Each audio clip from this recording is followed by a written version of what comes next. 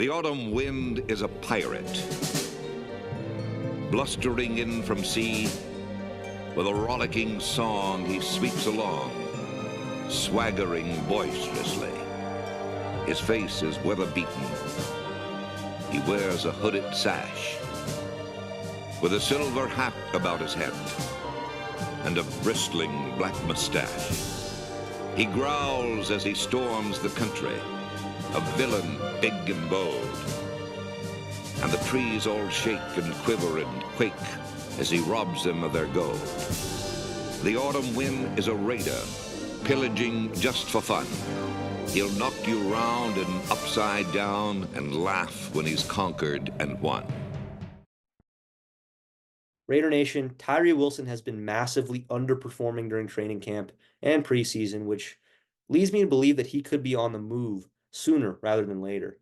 Last season was an utter disaster. I'm not disputing that, but I, along with a lot of other members of Raider Nation, really gave him a pass for last season because even as a number 7 overall pick, the Raiders saw him as a project. They drafted him for his physical characteristics, like a Myles Garrett or a Trayvon Walker. That's who he was compared to, but his pass rush moves, and the Raiders knew this when they drafted him, were really raw. His arsenal was not there. It wasn't developed like an NFL pro. And so last season was supposed to be a redshirt year. He was not supposed to see the field. He was supposed to be in the lab, developing his technique, getting healthy, coming off that foot injury. But I really blame McDaniels and Ziegler for the disaster of a year it was, because in hindsight, bringing in Chandler Jones, who everyone knows went crazy last year, threw Tyree Wilson in the fire because he was forced to play because we didn't have any depth on that D line. And so he was thrown into the fire. And that really, I think, hurt his confidence as a player and hurt his development because, like I said, he should have been in the lab honing in his technique as a player. But what I won't give him a pass for is what we've seen from him this preseason, which is an utter disaster and not what you would expect from a number 7 overall pick.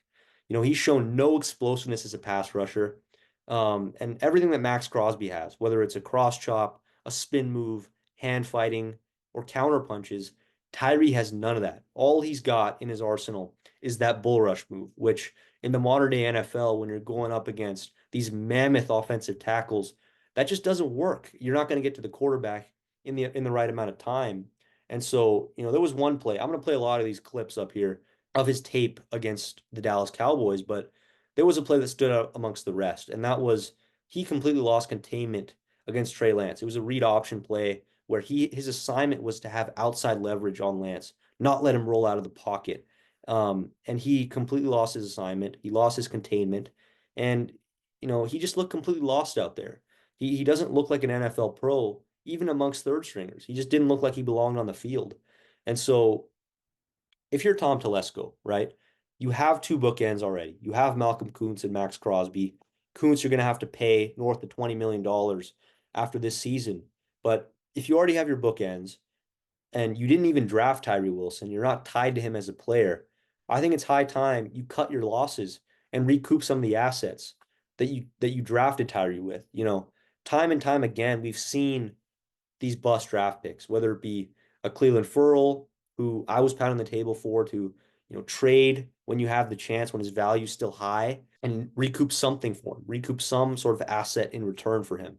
And Trey Lance, another guy. The Niners, they spent 3 first-round picks on Trey Lance, and he showed nothing on tape. He was a complete bust in preseason and when he was on the field. And the Cowboys were still willing to give up a third, I believe it was a 4th-round pick for Trey. And so if you're Telesco, I think you can get a 3rd or 4th-round pick for Tyree Wilson. A lot of these teams and their GMs, they probably had high grades on Tyree coming out of the draft. And so I would say they'd be willing at this point, coming into his sophomore year, to take a flyer and to take a chance on Tyree Wilson, even though he's not shown a lot on tape. But, in my opinion, his value is only going to go downhill from here.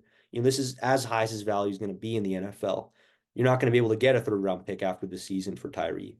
And so when you're the Raiders who, Gardner Minshew, you just named Gardner Minshew your starter, and you have Aiden O'Connell behind him, if this quarterback experiment doesn't work, and next offseason you're going into a draft where you have to get your franchise quarterback, you need all the ammo you can get from a draft pick perspective. You have to have as many picks as you can to go and trade up for your franchise guy, whoever that may be, right? So that 3rd or 4th round pick you can get for Tyree Wilson could it could be the difference in executing that trade or not executing that trade and being stuck and left at the altar like we were this season. And so if you're the Raiders, I think it's time to trade Tyree Wilson.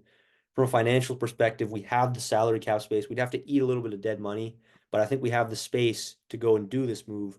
And I think it could happen sooner rather than later. I think if he doesn't perform well enough to beat out some of the players we have, I think he could be moved by the time the 53-man roster is released. He could be traded before then. And so, let me know, Raider Nation. Would you trade Tyree Wilson if you're Tom Telesco? Let me know down in the comments. If you happen to enjoy the content, please continue liking these videos, leave a comment down below, share it with your friends, and most importantly, subscribe to this page. We're trying to hit that 1,000 subscriber mark. And so every subscription goes a long way for us, Raider Nation. We're a small channel trying to grow and reach as many of you guys as possible. So thank you guys. And until next time, we'll see you, Raider Nation.